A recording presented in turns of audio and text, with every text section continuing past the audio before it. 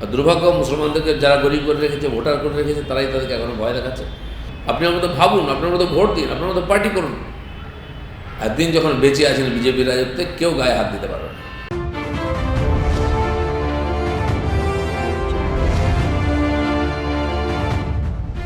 আপনার কি মনে হয় দিলীপদা যে মুখ্যমন্ত্রীর এই জয় শ্রীরাম নিয়ে এত বাড়াবাড়ি প্রতিক্রিয়াটা কোনো একটা সেকশন মানুষের, কোনো একটা গ্রুপ অফ পিপুলের ওপর, তাদের ভোটের ওপর মমতা বন্দ্যোপাধ্যায় ভরসা করে আছেন এবং সেটাকে আরও সংঘবদ্ধ করতে চাইছেন নিজের দিকে? যা কিছু করেন উনি রাজনীতি হিসাব করেই করেন। এটাও তাই, উনি ভাবছেন যে হিন্দু সমাজে জয় শ্রীরামকে আটকে দিলে হয়তো সংখ্যালঘুরা ভোট দেবে। সংখ্যালঘুরা বলেছেন নাকি জয় শ্রীরামকে আটকে দিন? আমি আপনাকে বলছি, গত বছর, এর আগের বছর দুর্গা পূজাতে বিসর্জন যখন হাইকোর্ট থেকে অর্ডার নিয়ে আসতে হলো আমাদের, তো আমাদের দেশে মহরমও চলছে যুগ যুগ ধরে, আর রামনবমীও চলছে, দুর্গাপূজাও চলছে, কখনো কখনো এক জায়গায় এসে যায়, কিন্তু কোথাও এ নিয়ে মাথা কামা করে না, যে যার কাজ করে। মমতা ব্যানার্জি হিন্দুদেরকে আটকে দিয়ে মহরম মিছিল বার করতে চেয়েছিলেন, তার জন্য ওকে কোর্টে যেতে হয়েছে। খুবই অন্যায়। সেই যাতে শান্তিপূর্বক দুটোই হয়, সেজন্য জলপাইগুড়িতে ডিএম সবাইকে ডেকেছিলেন অফিসে, যে এরকম হওয়া উচিত নয়, এটা বন্ধ করা উচিত, আপনারা দুর্গাপূজা বিসর্জন কালকে করুন, পরের দিন করুন, মহরম বেরোবে। মুসলমান সমাজের প্রতিনিধিরা বলেছেন যে আমরা আপনাকে বলেছি কি দুর্গাপূজার বিসর্জন বন্ধ করে দিয়ে মহরমে করছেন, কেন আপনারা বিভাজন করছেন? ওই সময় থেকে আসছে, কারণ জোর করে কারোর উপরে চাপিয়ে দিয়ে দুজনের মধ্যে বিভাগ তৈরি করা হচ্ছে। তার পরিণাম হচ্ছে এই যে আজকে কেউ দিদিমণিকে বিশ্বাস করছে না। আপনি দিলীপদা মনে করছেন যে এই রাজ্যের সুন্নি মুসলিমদের একটা বড় অংশ এই রাজ্যের বাস, তারাও কি বিজেপিকে কিছুটা হলেও সমর্থন করতে পারে? না করার কোনো কারণ নেই, কারণ মুসলমানরা আজকে বুঝতে পেরেছেন আজকে এই দুর্দশা, তার জন্য সিপিএম, কংগ্রেস, টিএমসি এই দলগুলি দায়ী, বিজেপি দায়ী নয়। বিজেপিকে ভয় দেখিয়ে একদিন ভোট নেওয়া হয়েছে। বিজেপি তো কিছু করার মতো ক্ষমতা ছিল না এখানে, হয়তো করার মতো ক্ষমতা আছে, আমরা জিতেছি। আর দুর্ভাগ্য মুসলমানদেরকে যারা গরিব করে রেখেছে, ভোটার করে রেখেছে, তারাই তাদেরকে এখনো ভয় দেখাচ্ছে। আর মুসলমানরা যাদেরকে একদিন ভোট দিয়েছে, সেই সব পার্টিগুলি হেরে এখন ভোট। আমি যেমন হিম্মতের সঙ্গে আসুন, আপনি ভারতের সম্মানীয় নাগরিক, আপনার অধিকার আছে কারণ উন্নয়নে। ভারতীয় জনতা পার্টি যদি উন্নয়ন করে, আপনার জন্য করেছে, করবে। আপনি আপনার অধিকার বুঝে নিন, অন্যের মাথায়, অন্যের কথায় কান দেবেন না, চোখ দিয়ে দেখুন, কান দিয়ে দেখবেন না। দেশ এগোচ্ছে, এটা বিরাট কমিউনিটি যদি না এগোতে পারে, তাহলে দেশ এগোবে কী করে?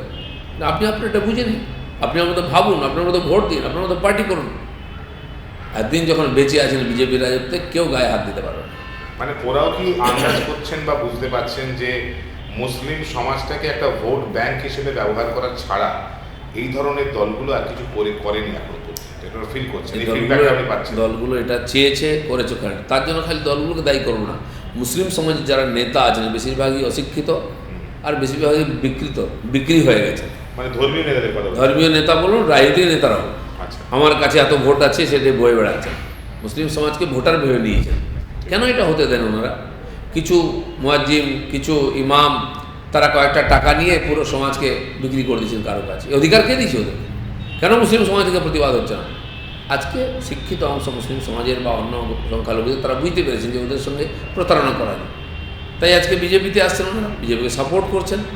কিন্তু ওদের সমাজের মধ্যে এ নিয়ে প্রতিবাদ হয়, আক্রমণ হয়, ভয় হয়, তাই তারা খোলাখুলি আমাদের কাছে আসতে পারছে না। কিন্তু এই ইলেকশন থেকে পরিবর্তন হবে, কারণ তারা বুঝেছেন মোদী যে গরিব মানুষের জন্য কাজ করেছেন যেগুলো, সেগুলো সবচেয়ে বেশি লাভ পেয়েছেন মুসলিম সমাজ।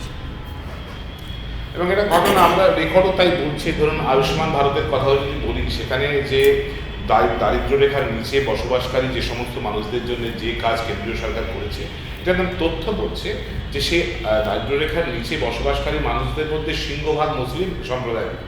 ফলত আমরা দেখতে এই কথাটা একটা অদ্ভুত আমাদের ট্রেন্ড বোধহয় চলে আসছে, আমরা ভারতীয়কে যারা ভারতীয় হিসেবে দেখতে বলছে তাদের সাম্প্রদায়িক বলা হচ্ছে, আর যারা হিন্দু মুসলিম ভাগ করছে তারা সেকুলার হয়ে যাচ্ছে। এটা অদ্ভুত লাগে না আপনার? এই ট্রেন্ডটা স্বাধীনতার আমল থেকে চলে এসছে। আর তার কারণ আমি বললাম, মুসলিম সমাজ নিজেকে আলাদা করে রেখে নিয়েছে, ফলে সমাজেরই ক্ষতি হয়েছে। বাকিরা তো এগিয়েছে, ব্রিটিশ আমলে ইংরেজি শিক্ষায় সবাই নিল, মুসলমান সমাজগুলো না আমরা নেবো না, মেরে ইচ্ছাদের কী লাভ হলো, পিছিয়ে গেল। এখনও মুঘলদের সঙ্গে জুড়ে অনেকে দেখেন নিজেদেরকে, কী মানে হয় এর থেকে পরিবর্তন হওয়া উচিত। আজকে বিচিত্র ব্যাপার, বিজেপিকে গালাগালি দেবে আর এখানকার মুসলিম ছেলেটাকে বিজেপি রাজত্বে চাকরি করবে। এই কন্ট্রাক্ট কেন হচ্ছে? যে দিদিমণি আপনাদের ভোট নিচ্ছেন, ভোটার তিনি আপনার চাকরিও দেবেন না, ব্যবসা করার সুযোগ দেবেন না। গুজরাটের মুসলমান 4 চাকার গাড়ি করে ঘুরবে, আর এখানকার মুসলমান সবুজ সাথী সাইকেল নিয়ে ঘুরবে। কেন? ভারতবর্ষের উন্নয়নের ভাগ প্রত্যেকের পাওয়ার অধিকার আছে, আমরা সেটা দিতে চাই। আর সেই জন্য এই সমাজকে মূল সমাজ থেকে আলাদা করে রাখার চেষ্টা হচ্ছে বারবার, দেশদ্রোহী বলা হচ্ছে তাদেরকে। কারণ কি, তাদের চিন্তাভাবনার মধ্যে ওইটা আছে, তাদের নেতারাও তাই বলছে। আপনি এই দেশের অধিকার চাইলে দেশের দায়িত্বও পালন করতে হবে। আমরা তার জন্য সবাইকে আহ্বান করছি, আসুন দেশকে নতুন করে গড়তে হবে। আমাদের পশ্চিমবাংলায় ধরুন 28-30% মুসলিম আছেন, তাদের যদি উন্নয়ন না হয় বাংলা কী করে এগোবে? এত বড় একটা সোসাইটিকে বাদ দিয়ে কোনো সমাজ এগোতে পারে না। আর কেন তাদেরকে বঞ্চিত করা হবে এই দেশের সুবিধা থেকে, অধিকার থেকে? তারা বন বটাপ এখানেই আছে, এখানকার সমস্ত বা রিসোর্স বলুন যা কিছুর মধ্যে তাদের অধিকার আছে, আর সেই অধিকার পাওয়ার জন্য তাদেরকে লড়াই করে নিজের অধিকারটা বুঝে নিতে হবে। আপনারা মাঝে মধ্যে জিহাদি মুসলিম বলেন, বক্তৃতাতেও বলেন। এই জিহাদি মুসলিম বলতে আমার মনে হয়, আমার যেটা মানে রিপোর্টার হিসেবে শুনে মনে হয়েছে কোনো একটা উগ্রবাদী মুসলিমদের কথা আপনারা বলে থাকেন। কিন্তু সাধারণ মুসলিমরাও কি এটা বুঝতে পারেন যে আপনারা স্পেসিফিক কাউকে বলছেন, সকলকে বলছেন না?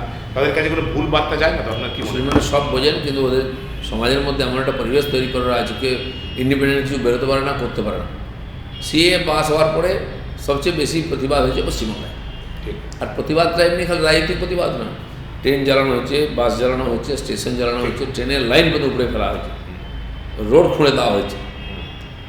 এটাকে আমরা বলেছি জিহাদি মুসলিম। ভারতের সরকারের বিরোধিতা করছে যারা ধর্মের নাম করে, তাদের বিরুদ্ধে বলা হয় না।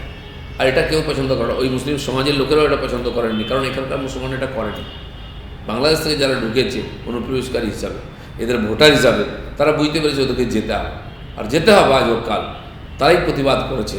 তাই মমতা ব্যানার্জি একটা লাঠি চালান এটা এফআইআর করেননি, কারণ তিনিই করিয়েছিলেন, এর পিছনে তার হাত আছে, এটাও সবাই বুঝতে পেরেছে। কিছু মুসলমানের বদমাইশির জন্য আজকে পুরো মুসলিম সমাজকে বদনাম হতে হচ্ছে।